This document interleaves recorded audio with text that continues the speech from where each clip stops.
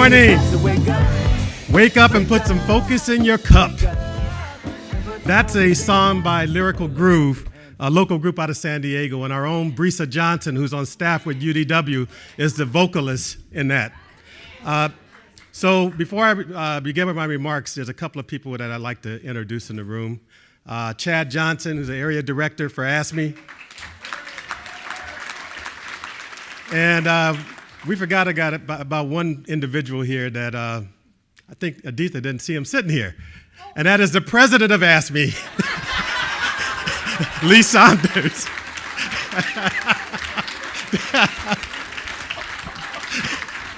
I mean, if you're going to forget somebody,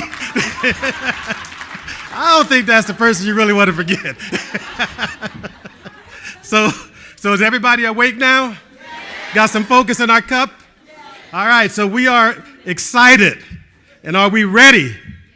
I hope we're ready because we got a lot of work to do, a lot of important work to get done this weekend. Now, some of you here have been to convention before, so you know why we're here. But this year, we're going to shake things up a little bit. This weekend, over the next 48 hours, we're going to dig deep, and I mean really deep. And we're going to tackle the big issues confronting home care providers and all workers. We know that home care providers do God's work. I'm going to say that again, because I don't think you heard me. Home care providers do God's work. You work more than almost anyone out there doing a difficult job many people wouldn't even be willing to try. And yet home care providers don't get a living wage. They don't get the same rights as other workers in America. Sisters and brothers, it is 2015. It's time to put the disrespect of home care, of your contributions to our community in the past. It's time to put them in the past. The theme of this year's convention is the future of home care starts today. Home care providers should be proud of your hard work at home, and all of you should be proud of your efforts to fight for home care. We have stood strong together and have won many, many tough battles. But there is still much, much more we need to do for caregivers and for everyone in this country who has been disenfranchised and disrespected. It's up to us today, right now, to work toward a better future for home care. Our clients deserve it, our families deserve it, and we deserve it. It's simple as that. We've been up against a lot over the past 3 years since we last came together for convention. When Governor Brown tried to cap provider hours to 40 per week and jeopardize care for our clients, we fought back. When politicians tried to cut IHS by 20%, we fought back. And when anti-worker billionaires threatened to end our union with a Supreme Court lawsuit called Harris versus Quinn, we fought back. We fought back. We are a fighting union, and we will always be a fighting union. Time and time again, we have stood together as UDW members to protect the IHSS program and stand up for our rights. Do you know what we've learned from these battles, Brother President? Do you know what we learned?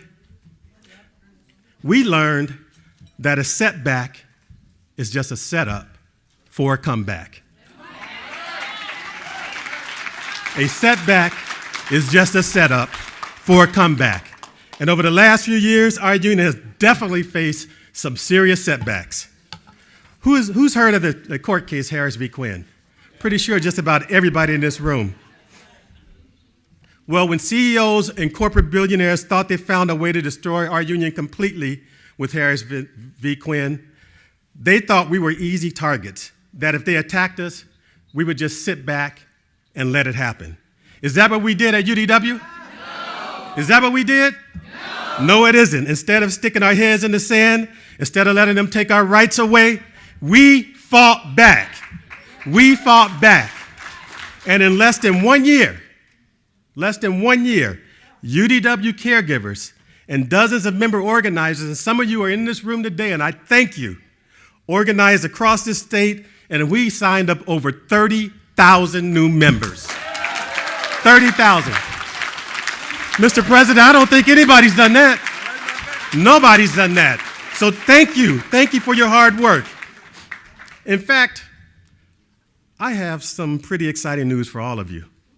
Soon our union will be welcoming home care providers to our union, new ones. Some of you know, and you've been introduced, our friends over at COO. COO is a very special local made up of the state's rural counties. Caregivers from these counties include Imperial, Butte, Madera, Tuolumne, Sutter. I can name, those are just a few that face basically the same challenges that we faced. And over the next few months, COO members will be voting to join UDW. And we couldn't be more excited to have these folks in our ranks. And some of these members are here with us today. And could our brothers from COO please stand up so you can be acknowledged by our delegates and guests from UDW? Let's give them a round of applause. We welcome you to UDW. We're going to stand and fight with you. We will not let you down. We'll be there every step of the way.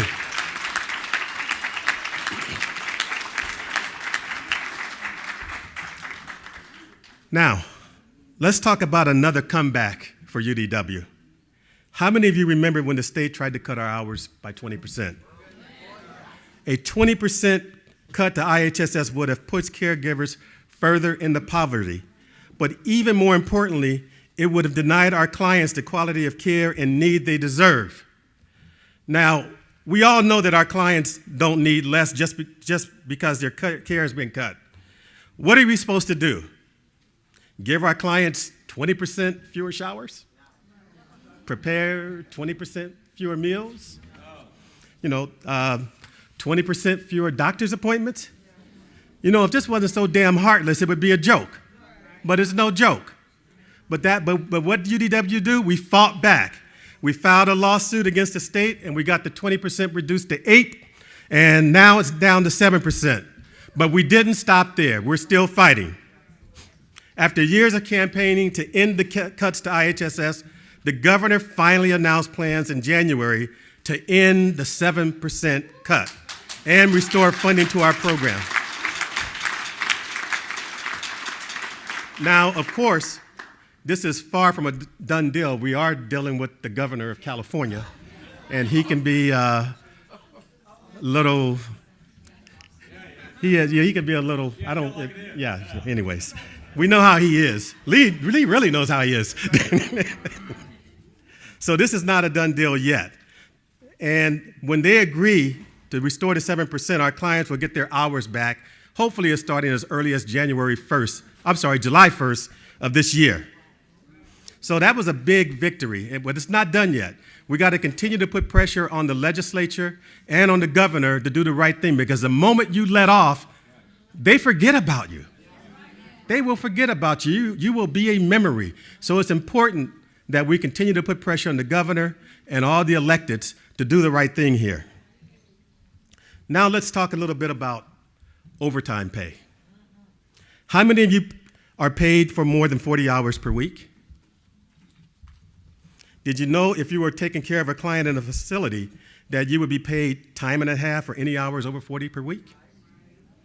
But because you are a home care provider, you are denied this basic right. How many of you wait with your clients at doctor's appointments? Well, you should be paid for that too.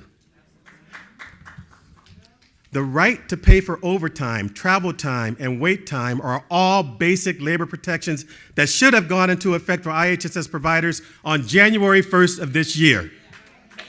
In fact, I'm sure many of you remember how hard we had to fight the governor last year to win these rights, because several of you are in this room that participated in these fights. How many of you came to the Capitol to fight for this? If you look around the room, you'll see COO hands up, and you see UDW hands up, okay? We all fought for this. We fought for this. We won this battle. We put the money was put in the budget, okay? So, but then what happened? What happened? Greedy, for-profit home care agencies found a way to take away our new rights. You see, the same rules that would have given IHSS providers overtime pay would have also meant that home care providers working for private agencies would have had the right to pay for overtime pay as well. And they did not want that. And did you know in some parts of the country, there are home care providers who are not even being paid minimum wage? They're not even being paid minimum wage. That's how greedy these agencies are. They won't even pay minimum wage. It's yet another setback from corporate interests that are trying to keep workers and our families down. And we are outraged that Governor Brown has sided with these greedy interests instead of paying IHSS providers the overtime that we were promised, that was voted into the legislature. He has the power to move forward and implement overtime for caregivers in California. And we are not going to stop fighting until IHSS providers have the same rights as other workers in the state. We will continue to fight until we have the same rights. So, sisters and brothers, here's what history has taught us. That too many people in positions of power do not respect the work that you do. Let me say that again. Too many people in positions of power do not respect the work that you do. That even though our home care program saves millions every year, and even though caregivers save lives, we are constantly under attack from people who don't believe in the value of our work. But here's what history has also taught us, and here's what I have to say to Governor Brown and anyone else who thinks that we will back down. We are UDW. We are caregivers. We are stronger together, and when we fight, we win. When we fight, we win. When we fight, we win. When we fight, we win. When we fight, we win. Okay. And we always fight in the face of injustice. There's no fight we back away from. We always fight in the face of injustice. We're here today to write our union's next chapter together. We're here to fight for justice and equality. For IHSS providers, that means we are working together as UDW members to protect the IHSS program, to win better wages and benefits, and to secure equal rights for caregivers. But we know that we can't win these fights alone. We just simply can't do it by ourselves. So we need to band together with others in our community who are facing similar injustices. Income inequality and attacks on fundamental rights and dignity. We need to band together with others who are fighting the same fight. I'm talking about the fight for home care as part of a broader movement of social change and economic justice. We need to be tied into that. We can't do it by ourselves. This weekend and beyond, I challenge each of you to think about this, how we can fight for a more just world. How we can fight for a more just world. I have heard people say that our union should stay out of politics, that we should only talk about IHSS. Well, sisters and brothers, the people who we elect are the ones who end up making decisions for IHSS. Can you imagine if we were not there? What would happen? That 20% would be in place right now. And the 40, that's right, okay? And we need to speak up on any issues that impact the lives of our members, our families, our friends, and our neighbors, because no one is equal until we are all equal. And yes, that includes issues like racism and immigration reform. For so long in the labor movement, we have called for others to join us as we champion workers' rights. We have implored our communities to fight with us for IHSS, but we have fallen silent when our brothers and sisters needed us to speak up most. I ask you to think about this. I want you to think about this real carefully. What are the forces standing in the way of progress in trying to keep the status quo? Who are the people trying to roll back voting rights, stop immigration reform? Sisters and brothers, these are the same characters the same bad actors who are going after home care providers and trying to slash funding for vital services like home care. Same ones. Let me tell you a little personal story. When I was 16, a police officer threatened my life. I remember it like it was yesterday. I was standing outside of a burger place in San Dimas early in the morning waiting for it to open to inquire about a job opening. But none of this mattered to the police officer who stopped me. He told me I matched the description of someone who had committed a crime, pulled out a shotgun, and threatened to blow my brains out. I had never been so afraid in my life. And when I was older, a different police officer pulled me over and challenged me to a fight after I asserted that I did not have an open container and he didn't find one in my car.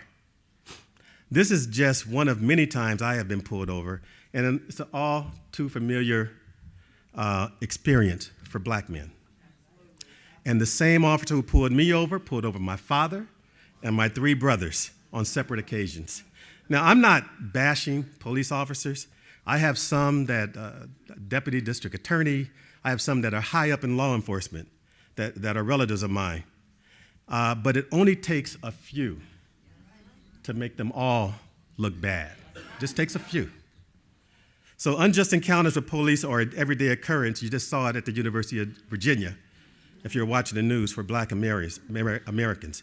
It is painful experiences that the ones I have shared with you today that have inspired a movement called Black Lives Matter.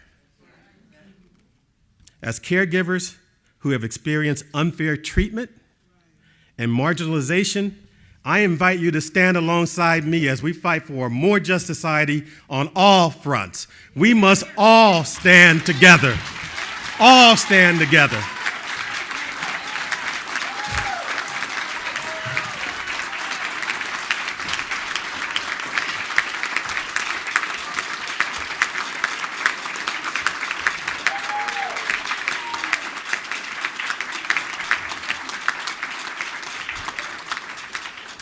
Now, many of you have heard me say that UDW is a community-minded union. My 30 years of experience in the labor movement has taught me that we must lift up our communities. We must join our collective resources to make sure no one is left behind. And I think caregivers understand that sentiment better than anyone. Better than anyone. This year, UDW headquarters started our first ever monthly food drive to help feed community members in need. We gave out thousands of chickens and turkeys to UDW members and our families during the holidays. And we're going to continue hosting community-centered events throughout our counties, like health fairs, Cesar Chavez events, Labor Day picnics, and many more. We are proud of the work we have been doing in the community, and we're going to look for ways to expand these efforts moving forward, especially bringing the Coup counties in. This week, that's right, talk about the Coup counties. This weekend, we will take the next step to fight for a better future for IHSS providers, our clients, and our communities. Even though caregivers are often treated like a second class of workers, we still have power. Look in the room, look around you. We still have power, and we will never let anyone take it away from us.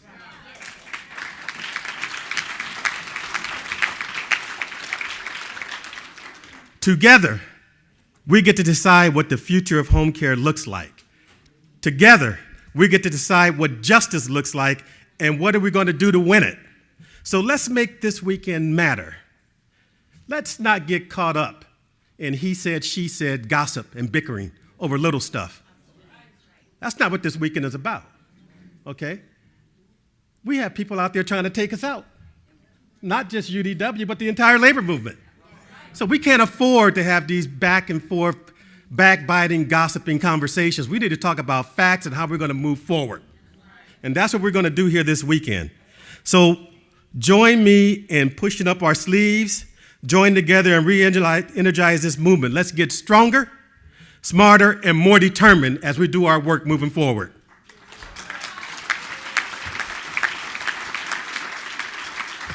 Let's agree to be all in, to write the next chapter together, to stand with each other, to strengthen our bonds so that we can continue to fight together. UDW, it's time for our next comeback. Thank you.